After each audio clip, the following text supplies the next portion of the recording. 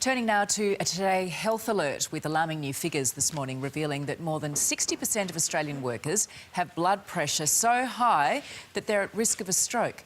Today, medical expert Dr Rick Gordon is here to tell us what we all need to know. Rick, we already know stroke is one of Australia's biggest killers, and this latest study was extensive. I think 17,000 people were involved.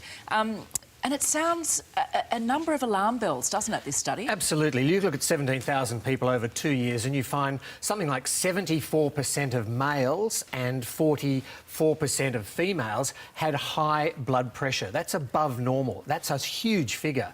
And it went on and looked at BMI, our body mass index, and found that males, again, about 40 to 50% of them are overweight. So why are men more at risk than women? Well, there's probably some genetic reasons in that. It's probably in our DNA. If you bring in lifestyle factors like stress, alcohol and lack of activity, those are the three big lifestyle ones.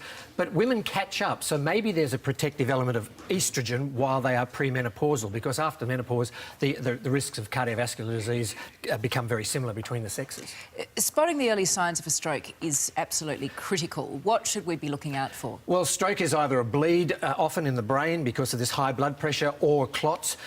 And these affect local things. So you might get a little bit of drooping of the face in an area like that, often slurred speech, sometimes blurred vision, paralysis or weakness in an arm or a leg, or an inability to coordinate and therefore swallow or move around, headaches, definitely, dizziness, things like that. So if something's not right, if you don't feel right about it, notify who you're with and get an ambulance as quickly as possible. Many are saying it's non-negotiable for companies to take an active role in their employees' health and well-being.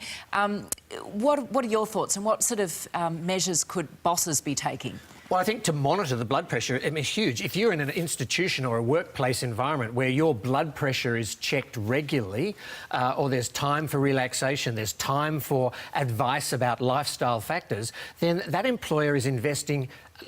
It's a beautiful investment because they're going to get returns in health in their employees. So you're really looking at monitoring these things, blood pressure, weighing your employees. Imagine how that's going to go down. But these are huge lifestyle factors that employers need to take responsibility for. But perhaps also taking away some of the pressures and some of the stress which that's can contribute. Definitely part of it, because one of the other studies that was alluded to, a separate study by the Medibank like this one, was that there was 60% of people complained of mental health issues, and that's huge in the workplace. Another talk for another day. All right, and for anyone watching this who thinks they could be at risk of a stroke, what's your advice? Oh, first of all, get your blood pressure checked. I mean, this information today was enough of a scare to me.